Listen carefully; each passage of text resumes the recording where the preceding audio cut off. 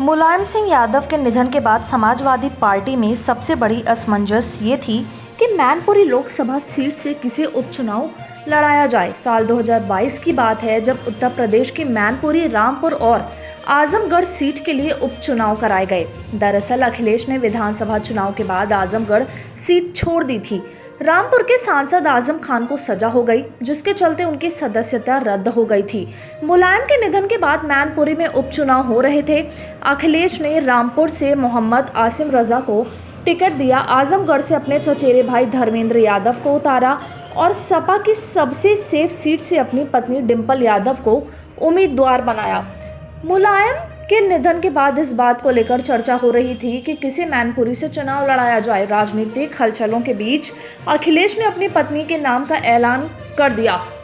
डिंपल के इस सीट से सांसद चुने जाने से पहले मुलायम के अलावा लालू के दामाद तेज प्रताप सिंह यादव, अखिलेश के चचेरे भाई धर्मेंद्र यादव भी सांसद रहे। चूंकि डिंपल को 2019 के लोकसभा चुनाव में कन्नौज लोकसभा सीट से हार झेलनी पड़ी थी, इस वजह से उनके लिए उनके पति ने सपा की सबसे सुरक्षित सीट मानी जाने वाली मैनपुरी से मैदान में उतार दिया। वैसे तो 2014 के चुनाव में डिंपल यादव ने कन्नौज से जीत हासिल कर ली थी, लेकिन 5 सालों में कन्नौज की जनता शायद उनसे रूठ गई।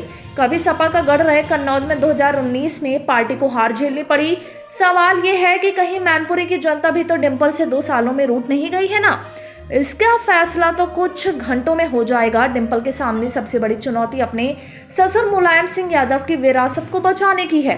मैनपुरी को सपा का सबसे मजबूत किला माना जाता है। 1996 के बाद से इसमें सेंधमारी कर पाने में कोई भी सियासी पार्टी कामयाब नहीं हो सकी है।